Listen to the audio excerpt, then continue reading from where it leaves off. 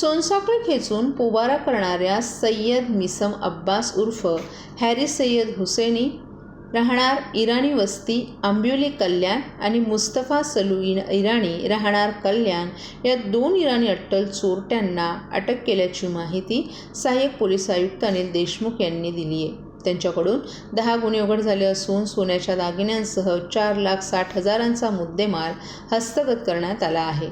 अत्यंत चिवटपणे सुमारे 300 CCTVच्या पडताळणीनंतर या चोरट्यांना पकडण्यात यश आल्याचंही देशमुख यांनी सांगितलं।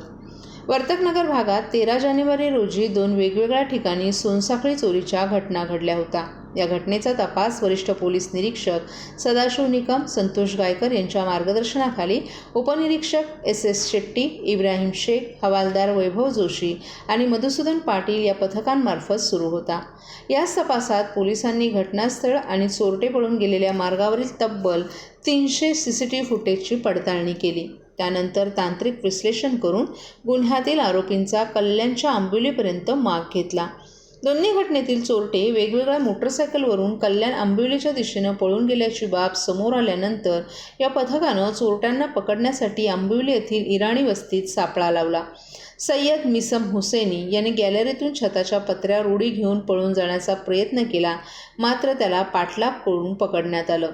सय्यदनं सोनसाखळी जबरीचे, चोरीचे 6 आणि 1 मोटरसायकल चोरीच्या अशा 7 गुन्ह्यांची कबुली दिली आहे। त्याच्या ताब्यातून मोटरसायकल आणि 30 ग्राम सोन्याचे दागिने असा 2,40,000चा मुद्देमाल हस्तगत करण्यात आलाय। त्याच्याकडून वर्तकनगर आणि चितळसरचे प्रत्येकी 2 तर कापूरवाडी, विठ्ठलवाडी आणि खडकपाडा येथील प्रत्येकी 1 असे 7 गुन्हे उघड झालेत। दुसरा चोरटा मुस्तफा सलू इराणी यालाही आंबिवलीतूनच सापळा लावून अटक करण्यात आले। त्याने वर्तकनगर आणि कापूरवाडी पोलीस ठाण्याच्या परिसरातील सोनसाखळी जबरी चोरीचे 2 तर मुलुंडमधील मोटरसायकल चोरीचा 1 अशा 3 गुन्ह्यांची कबुली दिली आहे। त्याच्या ताब्यातून 300 ग्राम सोन्याचे दागिने आणि 1 मोटरसायकल असा 2,20,000चा मुद्देमाल हस्तगत करण्यात आल्याचं देशमुख यांनी सांगितलं। 434 गुन्हा दाखल करण्यात आला होता। या गुन्ह्याच्या अनुषंगाने वर्तकनगर पोलीस स्टेशनचे विविध आमचे महिला अधिकारी शेट्टी आणि त्यांचे सर्व सहकारी यांनी या गुन्ह्यातील संशयिताचा शोध घेतला असता जवळपास 300 ते 350 CCTV कॅमेरे चेक करावे लागले आणि मिळालेल्या गुप्त बातमीदाराबाबत माहितीबाबत आम्हाला या गुन्ह्यातील आरोपी सय्यद मिसम अब्बास उर्फ हॅरी सय्यद हुसेनी वय वर्ष 21 राहणार आंबिवली याच्याबाबत माहिती मिळाली असता आमच्या लोकांनी त्याचा पाठलाग करून त्याबाबत माहिती काढून आणि त्याच्या घरामध्ये रेडला गेलेला असताना तो वर पत्रावर उडी मारून जात असताना त्याला पकडलं आणि त्याच्याकडून जवळपास 30 ग्रॅम सोन्याचे दागिने आणि 1 मोटरसायकल असे एकूण 6 गुन्हे उघडकीस आणलेले आहेत। त्यामध्ये वर्तकनगरचे 2 गुन्हे आहेत, चितळसर पोलिसांचे 2 आणि कापूरवाडीचे 2 असे 6 गुन्हे आहेत। विठ्ठलवाडी आणि खडकपाड्याचा 1 गुन्हा आहे। तर ही गँग असण्याची शक्यता आहे, परंतु आत्तापर्यंत आम्ही 2 आरोपींना अरेस्ट केलेला आहे।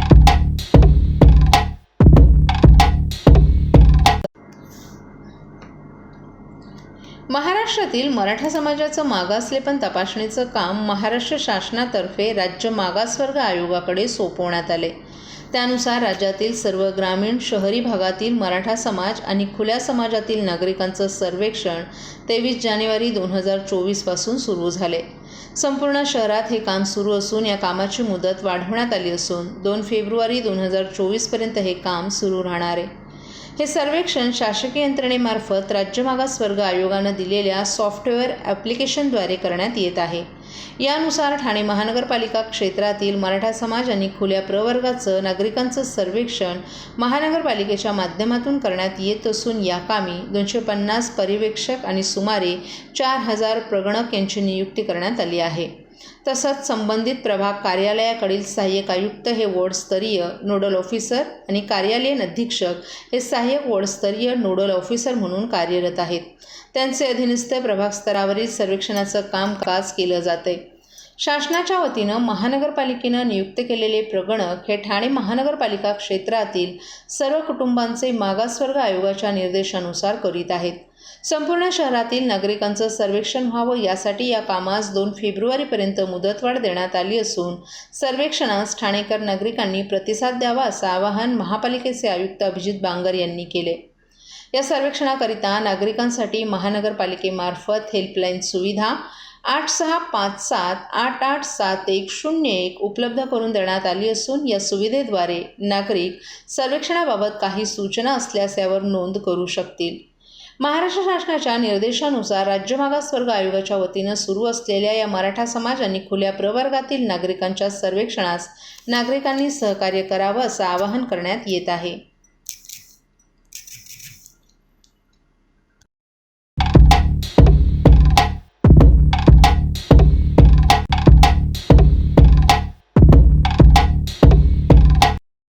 ठाणेकर मालमत्ता करदात्यांसाठी करातील व्याज माफी अभय योजना 31 डिसेंबर 2023 पर्यंत मालमत्ता करावरील 100% व्याज माफ.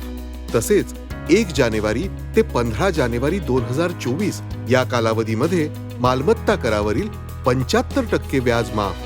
त्याचप्रमाणे 16 जानेवारी ते 31 जानेवारी 2024 या कालावधीमध्ये मालमत्ता करावरील 50% व्याज माफ.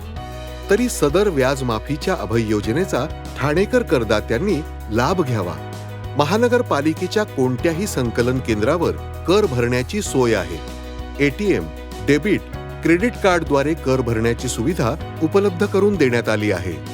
सोमवार ते शनिवार या दरम्यान सकाळी 10:30 ते सायंकाळी 5 वाजेपर्यंत संकलन केंद्राची वेळ असून करदात्यांच्या सोयीसाठी रविवारी संकलन केंद्र सकाळी 10:30 ते दुपारी 1:30 वाजेपर्यंत सुरू ठेवण्यात येत आहेत. यासोबतच ठाणे महानगरपालिकेच्या propertytax.thanecity.gov.in या संकेतस्थळावर ऑनलाईन पद्धतीने मालमत्ता कर भरण्याची सुविधा उपलब्ध करून देण्यात आली आहे. तसेच गुगल पे, फोन पे, पेटीएम आणि भीम ॲपद्वारे आपला कर सुलभतेने जमा करू शकता. ठाणे महापालिका क्षेत्रातील सर्व करदात्यांना विनंती आहे की आपण या व्याज माफी अभय योजनेचा जरूर लाभ घ्या आणि आपला मालमत्ता कर लवकरात लवकर महापालिकेमध्ये जमा करून महापालिकेस सहकार्य करा. धन्यवाद.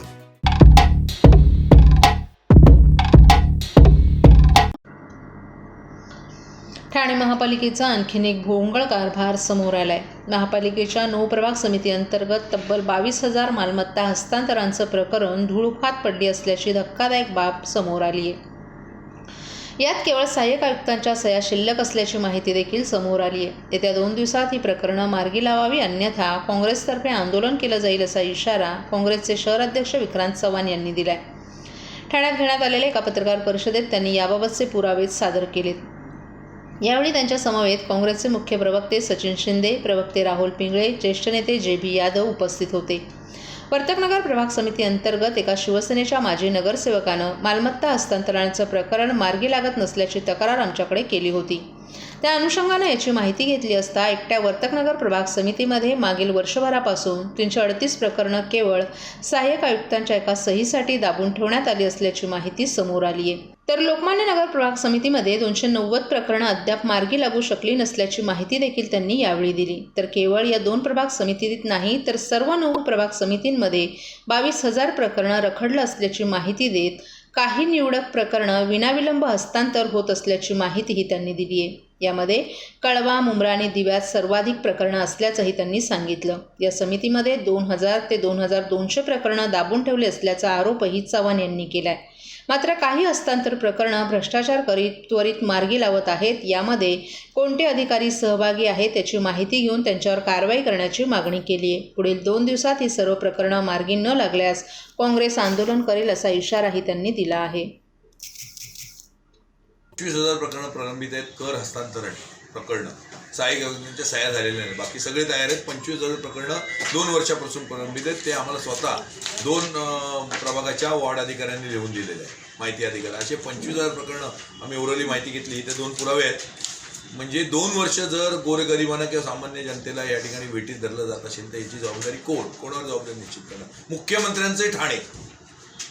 मुख्यमंत्र्यांच्या ठाण्यामध्ये हा प्रकार जर चालू असेल या ठिकाणी तर ही बाब दयनीय आहे. आजही मुख्यमंत्र्यांच्या ठाण्यात ज्या प्रकारे पुलाखाली अजून भिकारी राहतात, वास्तव्यास आहेत, अनाथ मुलं, म्हणजे तो तर नंतरचा भाग आहे. पण हे सामान्य जनतेला या ठिकाणी मुख्यमंत्र्यांच्या ठाण्यात जर अशा प्रकारे तर काय उपयोग मला सांगा.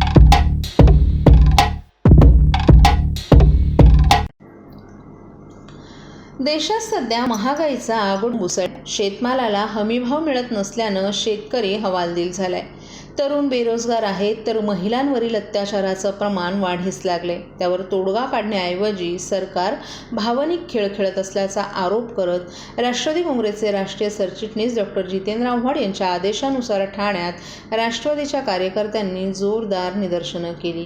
देशात जीवनावश्यक वस्तूंचे दर गगनाला भिडले आहेत. एखाद्या राज्यात निवडणुका आल्यास इंधनाच्या दरात 2 रुपये कपात करून नंतर 5 रुपये वाढवले जातात. 2 कोटी रोजगाराचं आश्वासन देऊनही तरुणांच्या हाताला रोजगार देण्यात केंद्र सरकार अपयशी ठरले. तसंच महिलांवरील अत्याचाराचं प्रमाण वाढीस लागले. या प्रकाराचा निषेध करण्यासाठी ठाणे राष्ट्रवादी काँग्रेसच्या कार्यकर्त्यांनी आज प्रदेशाध्यक्ष जयंत पाटील आणि राष्ट्रीय सरचिटणीस डॉक्टर जितेंद्र आव्हाड यांच्या आदेशानुसार तथा जिल्हा अध्यक्ष सुहास देसाई यांच्या मार्गदर्शनानुसार महिला अध्यक्षा सुजाता घाग, महिला कार्याध्यक्षा सुरेखा पाटील, युवक अध्यक्ष विक्रम खामकर यांच्या नेतृत्वाखाली जोरदार निदर्शनं केली. यावेळी कार्यकर्त्यांकडून केंद्र आणि राज्य सरकारचा धिक्कार केला. बस हुई महंगाई की मार नहीं चाहिए मोदी सरकार, सरकार करतंय अंगणवाडी सेविकांचा छळ, यावेळी नाही मिळणार राज्य केंद्र सरकारला बळ, उच्च शिक्षण घेऊन पकोडे तळायचे, यावेळी जुमलेबाजांना खाली खेचायचे, बळीराजा घेतोय फाशी, सरकार खातंय तुपाशी, अशा अनेक संदेश असणारे फलक कार्यकर्त्यांनी हातात घेतले होते. या कार्यकर्त्यांनी महागाई, बेरोजगारी, शेतकरी समस्या, स्पर्धा परीक्षा, महिला अत्याचार आदींबाबतच्या मागण्यांचं निवेदनही जिल्हाधिकाऱ्यांना सोपवलं. देशाच्या कानाकोपऱ्यात महिलांवरील अत्याचार वाढीस लागलेत. मणिपूरमध्ये महिलांची नग्नधिंड काढली जात असतानाही सत्ताधारी ब्र काढायलाही तयार नाही. अन्नधान्याच्या किमती गगनाला भिडल्या असल्यानं महिलांना घर चालवताना प्रचंड कसरत करावी लागते. देशाचं अर्थखातं महिलेकडे असूनही त्यांना महिलांचे प्रश्न समजत नाही, हे आमचं दुर्दैव आहे. त्यामुळे आम्ही या सरकारचा निषेध करत असल्याचं सुजाता घाग यांनी सांगितलं. तर सन 2014मध्ये अच्छादींचं स्वप्न दाखवून मोदी सरकार सत्तेवर आले. तेव्हापासून जनतेची पिळवणूक सुरू आहे. 700 रुपयांच्या सिलेंडरनं हजारी गाठलीये. आंतरराष्ट्रीय बाजारात इंधनाचे दर कमी होऊनही देशात इंधनाचे दर कमी केले जात नाही. 2 कोटी तरुणांना रोजगार देण्याचं आश्वासनही जुमलाच ठरतोय. उलट महाराष्ट्रातील उद्योग गुजरातमध्ये पळवून नेले जात आहेत. त्याचं कोणतेही सोयरसूतक राज्य सरकारला नाही. शेतीमालास हमी भाव दिला जात नाही. महिलांना सुरक्षेची हमी राहिली नाही. या देशातील प्रत्येक घटक नाडलेला आहे. त्रासलेला असलेल्या जनतेचा आवाज दिल्लीपर्यंत पोहोचवण्यासाठी आम्ही हे आंदोलन केलं असल्याचं विक्रम खामकर यांनी सांगितलं.